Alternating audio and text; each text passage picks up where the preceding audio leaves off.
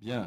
Mesdames, Messieurs, depuis la dernière session extraordinaire que nous avions consacrée au transfert des compétences départementales vers la métropole, je m'étais engagé à mettre à disposition de la métropole les services du département pendant une durée maximum de 5 mois pour garantir la pérennité du service public, d'ailleurs comme le prévoit l'arrêté de Monsieur le Préfet de région, préfet de Côte d'Or. La session d'aujourd'hui va donc donner lieu au vote d'un rapport en urgence. Je vous proposerai tout à l'heure de l'inscrire. Il est consacré à la signature des conventions de mise à disposition et de gestion des 6 compétences transférées. Donc 6 conventions correspondant à 6 compétences. Nous partageons tous une volonté d'aller vite. Je le répète, celle du département est très claire et je l'ai dit depuis le début, nous allons suivre scrupuleusement les conditions de l'arrêté du préfet. C'est pourquoi on a beaucoup travaillé. Je veux vraiment remercier nos services pour établir ces conventions dans le strict respect des dispositions de l'arrêté. Le projet de budget qui vous est présenté aujourd'hui, d'ailleurs, tiendra compte de ce transfert, puisqu'il va intégrer, il a été recalibré afin d'intégrer le plus rigoureusement possible les conséquences budgétaires, qui est certes limité, puisque ça reste limité, mais c'est un transfert qui pèse tout de même sur 5,1 millions d'euros. Le premier versement doit intervenir dès janvier. Le second versement sera retraité dans les mois qui viennent, à l'issue de la période de mise à disposition, pour tenir compte de la charge correspondante aux 5 mois de mise à disposition des services départementaux. Donc on aura jusqu'à la fin de l'année, probablement, pour établir ces comptes et faire en sorte que nous puissions avoir une position qui respecte, je le redis, scrupuleusement l'arrêté du préfet. Pour moi, il est primordial que la continuité du service public soit assurée. Je tiens, et je l'ai dit, à ce que la métropole dispose dès le début de l'année de tous les moyens qui lui permettront d'exercer ses nouvelles compétences. Alors évidemment, le transfert ne sera pas sans conséquence sur notre propre organisation, notamment dans le domaine des routes, puisque nous n'aurons plus de routes départementales dans le périmètre métropolitain. Et donc, je le dis dès maintenant, il n'y aura plus, à terme, d'agence routière du Dijonnais. Nous allons également devoir travailler différemment dans le domaine du tourisme, avec Côte d'Or Tourisme. Vous savez que nous allons transférer plus de 400 000 € à la métropole au titre de la compétence tourisme, ce qui ne sera pas sans incidence sur le fonctionnement de Côte d'Or Tourisme. Il faut reconnaître que la situation est pour le moins singulière. La loi a été particulièrement mal rédigée. Il s'avère que les moyens consacrés par le département pour la promotion touristique de la métropole sont transférés, mais cette compétence restera néanmoins partagée. Alors, imaginez, compétence transférée. C'est d'ailleurs, je le répète, le seul cas en France de revendication de toutes les compétences. Et quoi qu'on en dise, puisqu'il y a eu un accord à Saint-Étienne qui était trouvé entre le département et la métropole, ce qui n'a pas été le cas dans le département de la Côte d'Or, malheureusement, et je le regrette. Mais en tout cas, la compétence est transférée, elle reste partagée. En tout cas, moi, je me demande une chose. Comment on peut imaginer de promouvoir la Côte d'Or sans sa métropole ? Et inversement, comment la métropole peut-elle se passer de la Côte d'Or pour asseoir son rayonnement, sauf à s'enfermer dans une logique de village gaulois en cultivant une compétition contre-productive avec le reste du territoire départemental. Donc, mais de toute façon, il va falloir tirer les conséquences de cette nouvelle donne, tant dans la gouvernance de Côte d'Or Tourisme, on ne peut pas revendiquer une compétence et en même temps dire qu'elle restera partagée. Donc nous reverrons la gouvernance de Côte d'Or Tourisme et puis nous reverrons également le périmètre de son champ d'action, ce qui n'exclura pas d'ailleurs des conventions à construire, une relation nouvelle à construire entre la métropole et Côte d'Or Tourisme et le département de la Côte d'Or. En tout cas, moi je fais toute confiance à la présidente Marie-Claire Bonnet-Vallet pour conduire sans tarder, et j'ai demandé à ce que cela soit fait sans tarder, les évolutions qui s'imposent avec l'engagement et le professionnalisme qui caractérisent l'équipe de Côte d'Or Tourisme.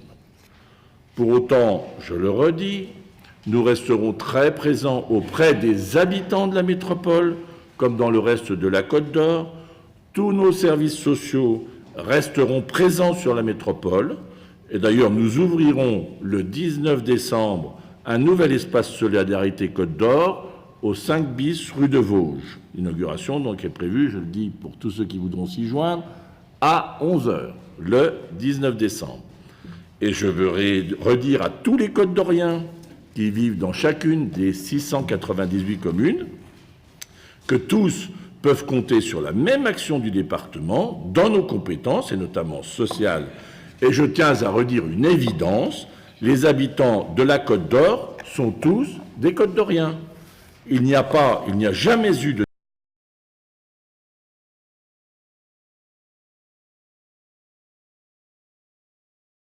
différence de traitement entre les Côtes d'Oriens, qu'ils soient dijonnais ou non.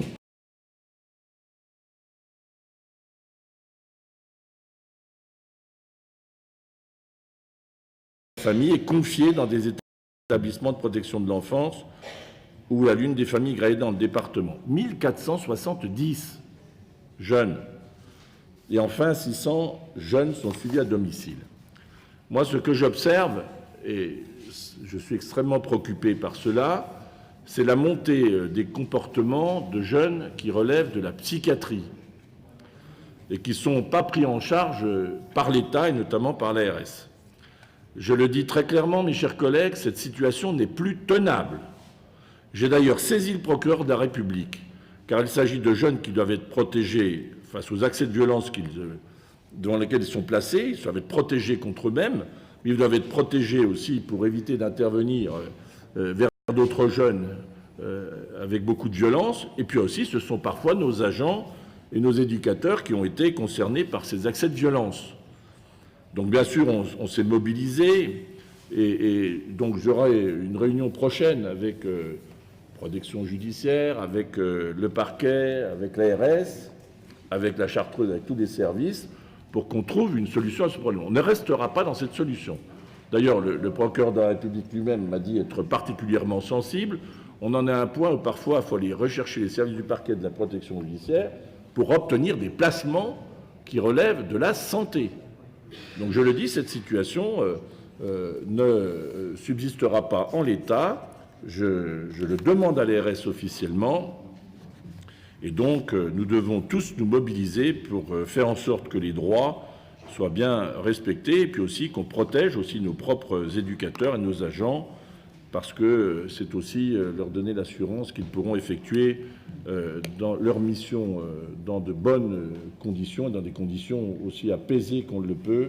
Je veux assurer nos services, en particulier à nos derniers agents que j'ai eu au téléphone dimanche, il y a 15 jours, je crois, qui a été victime d'une agression, j'allais dire malheureusement presque à froid, d'un jeune de 13 ans, je crois, ou 12 ans ou 13 ans, qui s'est montré extrêmement violent et qui a nécessité l'hospitalisation de l'éducatrice en question. Donc je vous le dis, cette situation ne durera pas en l'état. Et il faut vraiment que l'ARS prenne ses responsabilités et que les services de psychiatrie assument leurs responsabilités pour réparer, en tout cas apporter des soins à ceux qui nécessitent des soins et qui ne relèvent pas de l'action médico-sociale, ou en tout cas de la protection de l'enfance. Voilà pour ce qui est du social. Je ne reviens pas sur les MNA. Je crois que le dispositif qui nous a permis d'identifier de manière plus claire les adultes qui se présentent comme mineurs a produit ses effets. On a senti une baisse d'ailleurs du nombre de personnes qui se sont présentées dans nos services se réclamant d'un aspect mineur, enfin de leur minorité.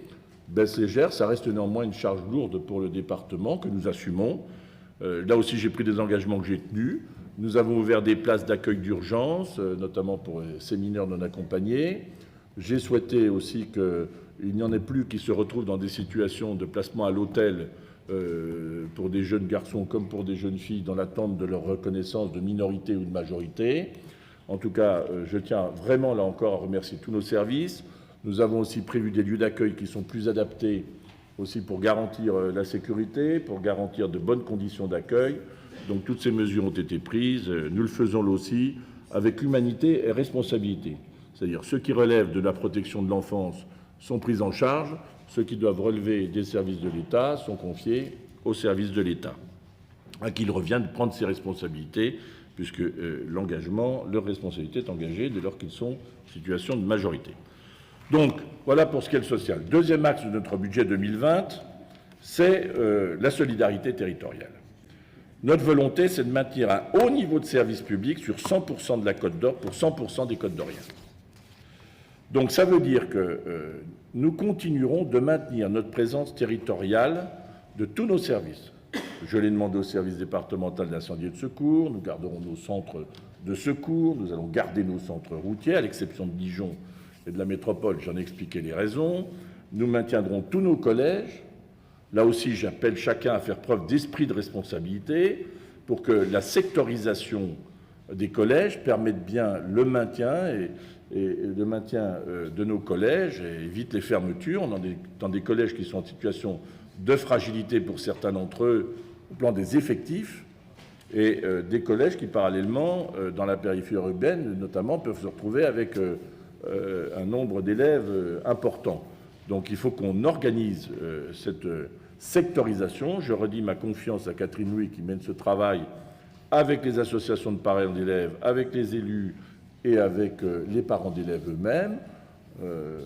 En tout cas, on n'aura pas le bras qui tremble pour que la sectorisation soit assurée pour permettre le maintien de nos collèges sur l'ensemble du territoire départemental. Et je redis l'attachement à cette présence. Donc, nous allons continuer d'investir aux côtés des acteurs locaux, des communes, des intercommunalités.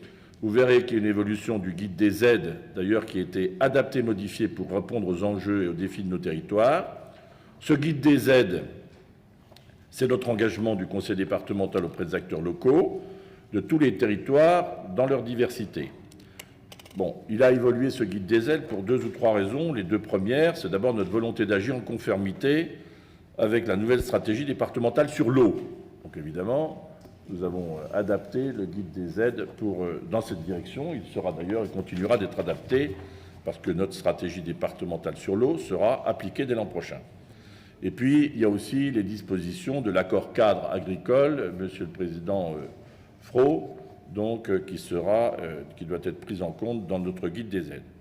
Et puis, même si sur le plan économique, nous n'avons plus toute la compétence, le département a décidé d'aider les communes à l'implantation de commerces, notamment lorsqu'il n'en existe plus, et en l'absence d'initiatives privées.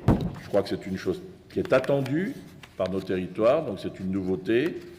Et dans le nouvel appel à projet patrimoine communal, donc ce projet, appel à projet, sera élargi aux projets qui permettent l'accueil d'un service marchand nécessaire à la population en milieu rural lorsque l'initiative privée est défaillante ou absente. D'ailleurs, on le fera aussi pour Village Côte d'Or, qui va évoluer pour un soutien à un service marchand qui est nécessaire là, en cas de défaillance de l'initiative privée. Bon, ça veut dire qu'en clair, on pourra réhabiliter des locaux pour l'accueil d'artisans, de services, de commerces, voire de professions libérales. Et donc, en même temps, toutes nos autres aides pour le patrimoine, pour les équipements sportifs et culturels, les bâtiments publics, la voirie communale, seront maintenues. J'ai demandé aussi dans ce guide des aides à ce qu'on précise la communication autour des aides que nous apportons.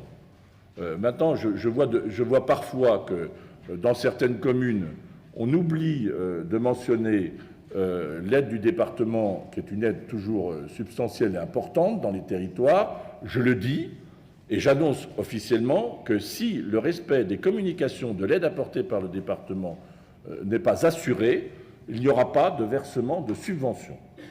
Bon, vous comprenez, nous avons fait des soutiens très forts.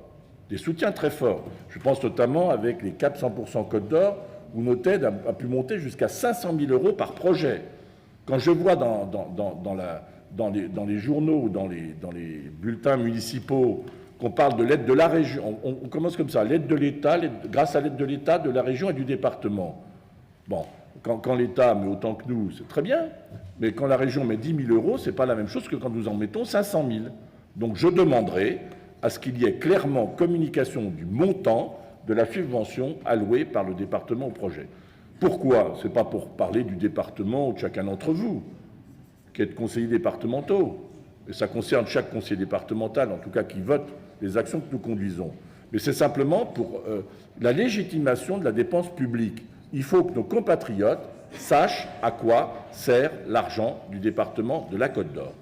C'est une transparence démocratique, et ça, je vous le dis, je le préviens dès maintenant, l'an prochain, il n'est pas impossible qu'il n'y ait pas de versement de subvention dès lors qu'on n'aura pas respecté les règles indiquant le montant de la subvention allouée par le département de la Côte d'Or. Nous allons investir aussi et continuer d'investir dans les stratégies du futur. Et parmi ces stratégies du futur, il y a le projet alimentaire départemental qui est au cœur de cette stratégie et de notre engagement avec la Chambre d'agriculture aux côtés des agriculteurs et des consommateurs. Notre objectif, c'est de renforcer les circuits locaux, la diversification des fournisseurs, le savoir-faire 100% Côte d'Or et la valeur ajoutée de nos terroirs. Déjà, plus de 10 communautés de communes veulent s'engager dans ce projet alimentaire départemental et nous nous y engagerons avec elles dès l'an prochain. Je veux dire sur ce sujet que, vous le savez, il y a de plus en plus d'injonctions, je le dis devant la presse, il y a de plus en plus d'injonctions qui nous est faite de la part de la loi pour indiquer un jour sans viande, pour indiquer un autre jour un mois sans vin, etc. Enfin, franchement, est-ce que c'est le rôle de la loi? La loi doit veiller à ce qu'il y ait une alimentation saine et équilibrée. Moi, ces injonctions, je n'entends pas les faire miennes. Ce qui compte pour nos jeunes collégiens, je le dis, c'est qu'on ait des menus équilibrés et la viande fait partie de ces menus équilibrés. Donc les choses sont claires, on ne va pas rentrer dans des polémiques stériles. Moi, ce que je souhaite, c'est qu'on arrête avec ces injonctions et qu'on s'assure des bonnes conditions de l'alimentation. C'est ce que nous faisons au quotidien.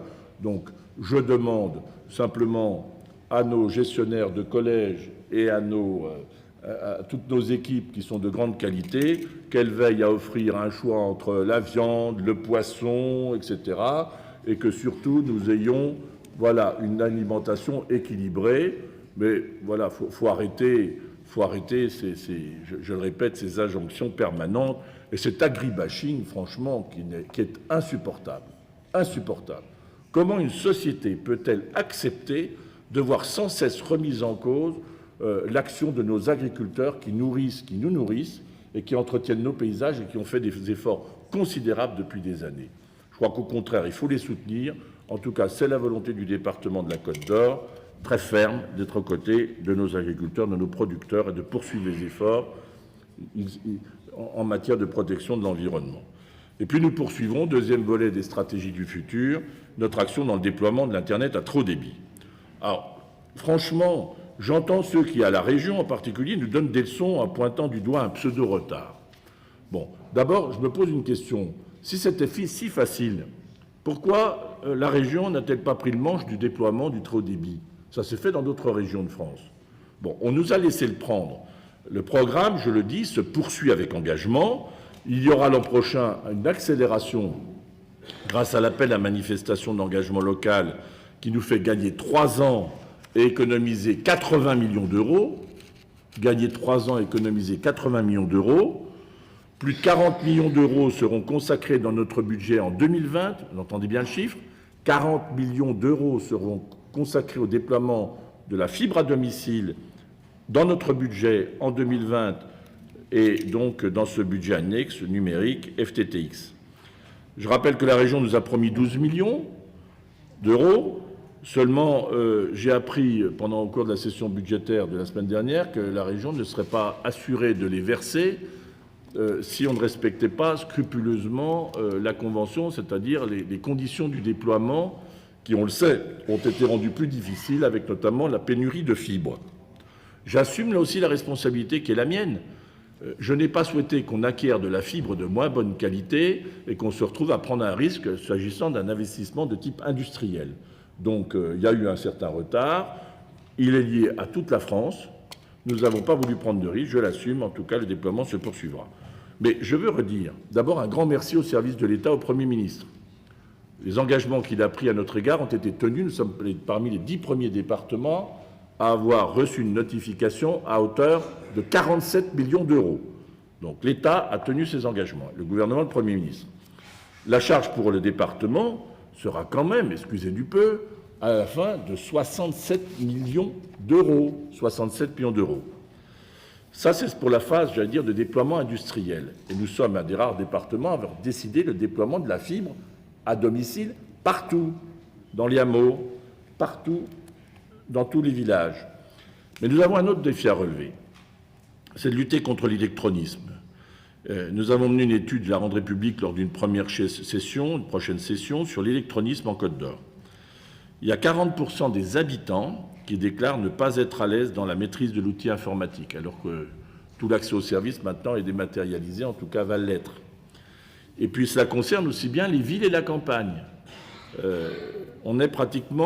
Ça concerne environ 32% aussi des habitants des villes qui déclarent ne pas être à l'aise avec l'usage du numérique et de l'informatique. Ça veut dire plus d'un tiers de la population, y compris en ville.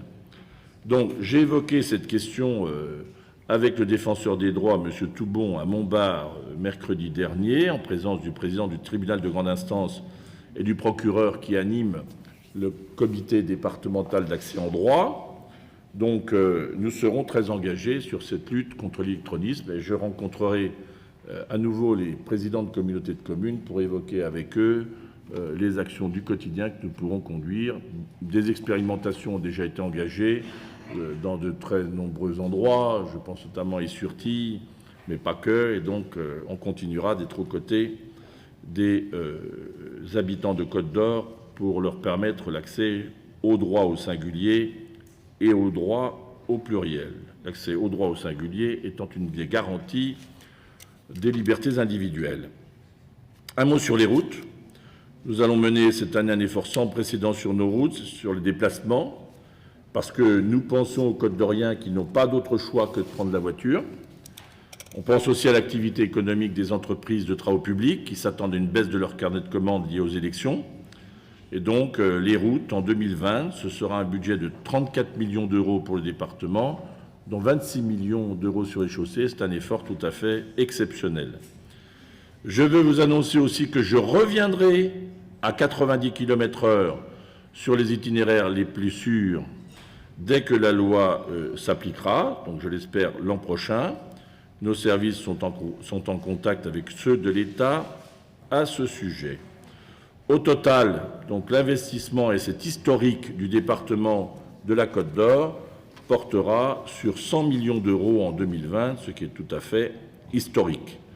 Et si nous sommes à un tel niveau de l'investissement, malgré les contraintes, c'est parce que nous avons su rechercher l'efficience. Et je veux publiquement remercier le directeur général des services, toute l'équipe de direction, tous nos services qui ont rendu possible cette recherche d'efficience. Dernier mot, c'est un budget offensif, mais c'est un budget aussi prudentiel. D'abord, pour deux raisons, et je veux le dire dès maintenant. Parce que nous ne sommes pas à l'abri d'un retournement de conjoncture. Et c'est donc pour cette raison que nous avons baissé l'endettement de 60 millions d'euros en l'espace de 5 exercices pour faire face à un tel retournement, c'est-à-dire pour qu'on n'ait pas de choc lié à l'investissement. La deuxième raison, c'est qu'il faut qu'on prévoie l'avenir, parce que nous allons avoir un deuxième choc, nous pouvons avoir un deuxième choc, et nous allons l'avoir, celui assurément, c'est que le gouvernement a décidé de transférer la taxe sur le foncier bâti des départements aux communes et de remplacer ce foncier bâti par une partie de TVA. Ça veut dire qu'on n'aura plus de possibilité de jouer sur les taux et on n'aura plus de levier fiscal. Bon. Par surcroît, l'application de la réforme pourrait se traduire par une perte de dotation qui est évaluée à 800 000 euros pour les finances départementales, sans compter que nous pourrions être appelés à une solidarité accrue, ce qui fait que nous pourrions avoir un différentiel de l'ordre de 1,5 million à 2 millions d'euros par rapport à ce que nous avons aujourd'hui.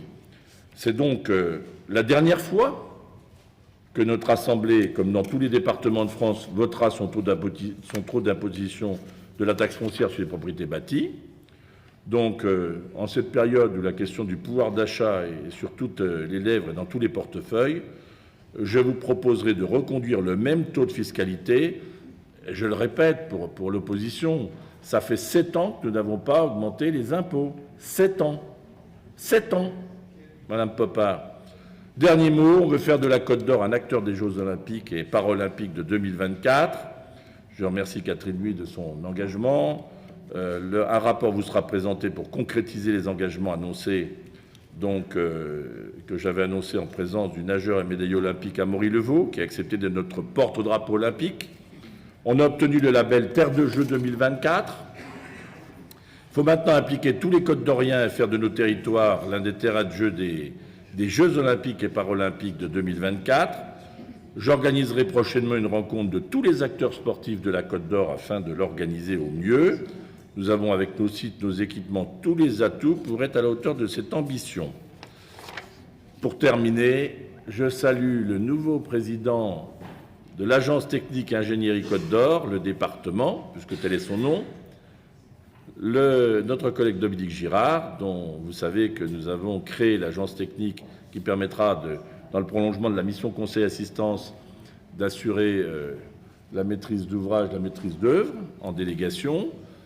Notre collègue Dominique Girard donc en est le premier président, et du coup il le restera à vie, comme étant le premier président de cette agence. Ben oui, quand on est le premier, on l'est à vie. D'ailleurs, par parenthèse, comme je resterai le dernier président du conseil général et le premier président du conseil départemental. Et quand je dis premier,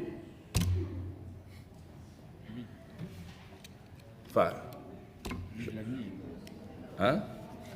la suite, vous la préparez.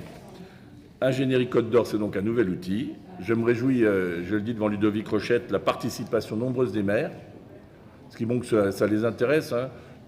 Les chiffres augmentent chaque jour d'adhésion, mais on est déjà à plus de la moitié des communes de Côte d'Or qui ont adhéré à ce service. Et les communautés de communes, pratiquement toutes, ont adhéré, enfin en tout cas un grand nombre d'entre eux ont adhéré à ce service. Et donc je remercie aussi le CAUE et le CICECO qui seront des partenaires très actifs.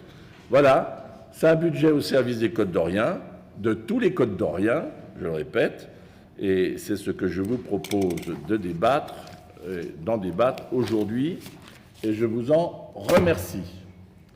Mes chers collègues, avant de passer la parole à ceux qui voudront la prendre, je vais donc vous demander de bien vouloir inscrire en urgence donc les 6 conventions que nous devons examiner. Je crois savoir, et j'en suis sûr, que la même urgence sera déclarée lors du Conseil communautaire pour permettre l'adoption rapide et qu'au 1er janvier, il n'y ait pas de rupture de service au public dans le cadre de ces transferts de métropole. Donc, c'est ce que je souhaitais et en application, je le répète. Et puis, vous voyez, j'invite tous les élus d'Igenay à le porter aussi.